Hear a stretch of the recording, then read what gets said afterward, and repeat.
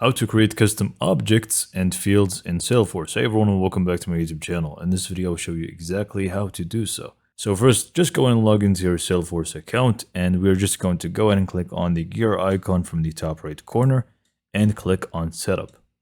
From the setup options, we just want to click on object manager, and now we are just going to discuss first how to create an object. It is very simple. From the object manager, you just want to click on the create option from the top right corner and select the first one, which is custom object.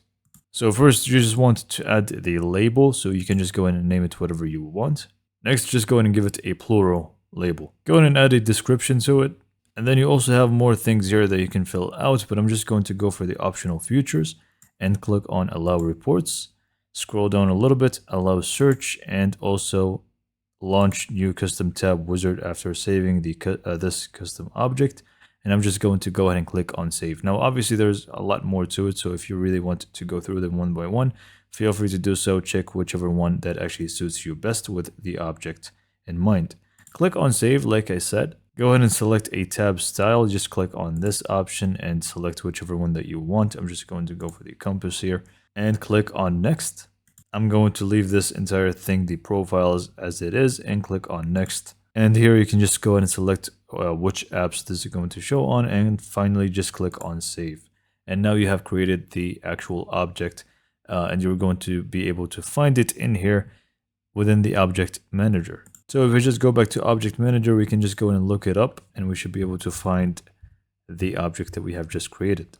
Now, what about fields? To create fields in any object, it's again very simple, almost similar. You just want to open up an object where you want to add a field to, and select fields and relationships. From that tab here, you can just go and click on new, and this is going to allow you to create a new field. So we're going to start off with the data type. So whether you want it to be a phone number, whether you want it to be a date, whether you want it to be just normal text, whatever it may be that is actually going to be suitable for you, just go in and set that in here.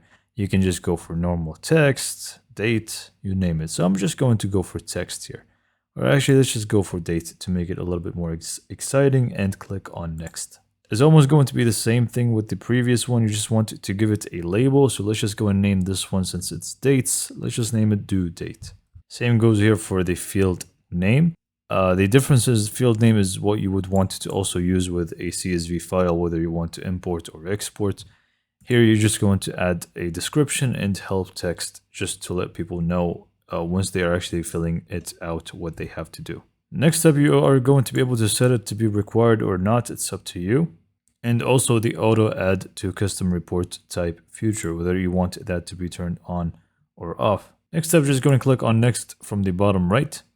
Go ahead and set up the profiles, much like we did with the previous ones that are, axis and so on. Just go ahead and click on next once that's done. Go ahead and select the appropriate layouts that you want to show this on and click on save. And now you have created both custom objects and custom fields. So this is pretty much it for this video. Hopefully you found it to be informative and helpful. And for more information, subscribe to my YouTube channel, and thanks for watching.